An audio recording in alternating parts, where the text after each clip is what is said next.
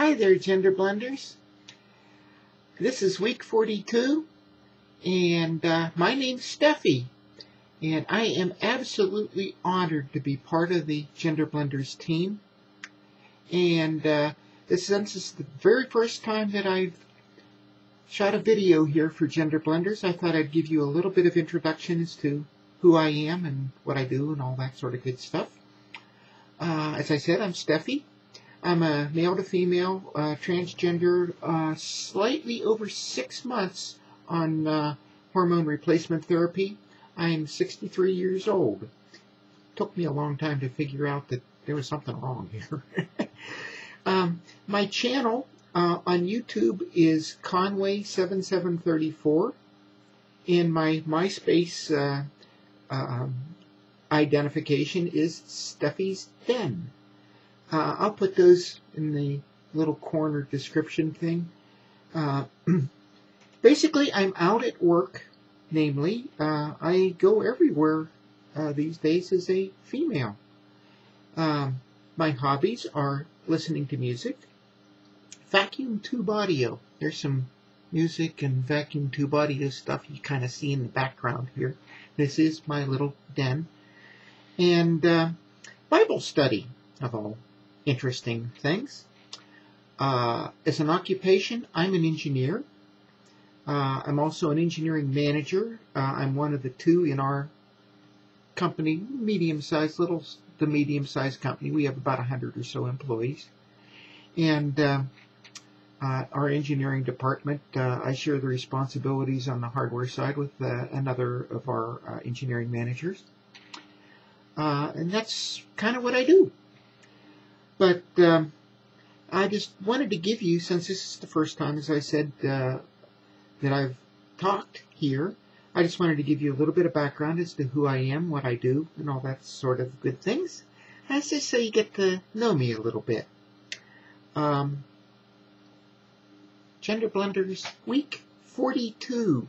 How do you plan to handle background checks on your identity? What do you plan on doing for interviewing? What do you plan on? How do you plan on presenting your gender and so forth? Very interesting set of questions. And interestingly enough, since I'm kind of an old broad, I've been around the block a few dozen times or so. And I am a manager, so I get to actually see this on both sides of the fence. So I'm going to talk about some of the things that I've observed and so forth and so on. Maybe so it'll give some people some additional insight, and maybe, just maybe, help a couple people in their preparation for entering the job market. First of all, identifications. What have I converted over?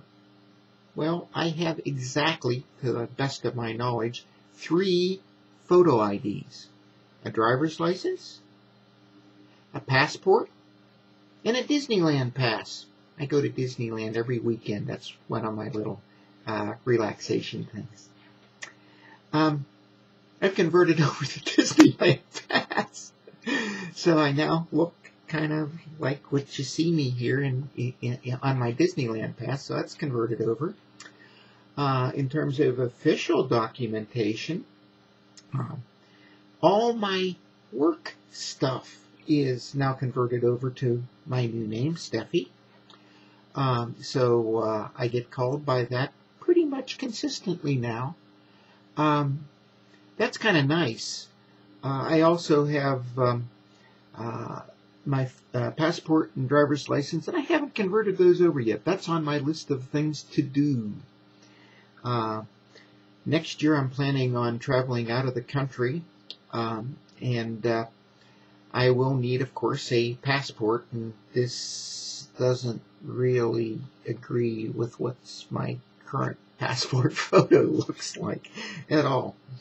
And then, of course, you have other things. You have birth certificates to take care of bank accounts and things like that. One of the things that a very, very wise lady pointed out, and some of the things that we may not have thought about, is check your handwriting. I know mine's changed a lot, and it's become increasingly difficult for me to forge my old signature because it's gotten so much better at pretty girls' handwriting now. And so that's on my list of things to do as well, is to change over some of the bank signature cards and things like that. Training as a manager. As I said, I'm a manager at work as well as a individual contributor, so I kind of do a little bit of both. I have a number of people reporting to me, so of course I have to be trained in what we're supposed to do in terms of reviews, and when we're interviewing people. Part of this is interviewing, if you remember. When we're interviewing people and things like that. Well, several months ago, I was still in stealth mode at work, our yearly or bi-yearly round of training came up, so I had to sit down for my several hours worth of training and what you can and cannot do and what's protected, and they don't want us to discriminate and all that sort of good things. LGBT community is to some extent somewhat protected, so you can't harm someone or discriminate against them for being a transgender or a gay or a lesbian and things like that. Discrimination is not a good thing. There's official discrimination and there's unofficial discrimination. We'll talk about that in a minute. But really, a lot of companies, or a lot of upright companies, really don't want to discriminate against us folks. And I'm specifically trained that I'm not allowed to discriminate against us folks. Now, why would I do that anyway? But, well, at the time, no one knew that I was one of us folks. So, there is that issue, and that'll come into play when you do go for an interview. What's acceptable in an interview? What's not acceptable in an interview? Oh, goodness. Be respectful when you're going out for hunting for a job. Don't flaunt your differences.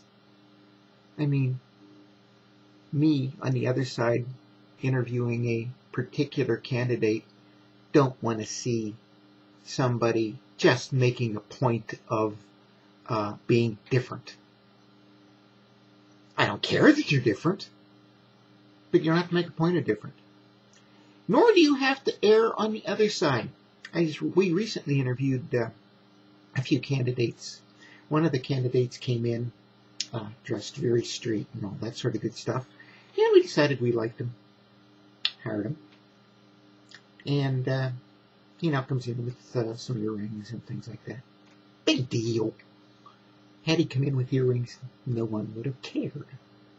I've got earrings on, and I'm interviewing the people. Of course, I had earrings on when I was still stealth.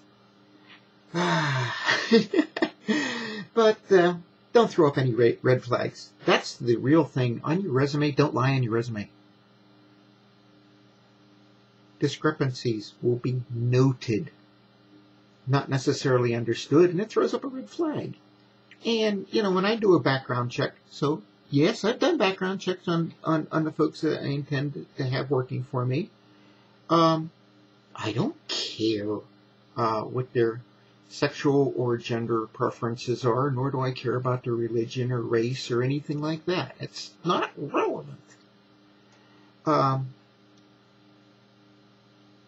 do care that they lie to me, because if they lie on that, they're going to lie on other things.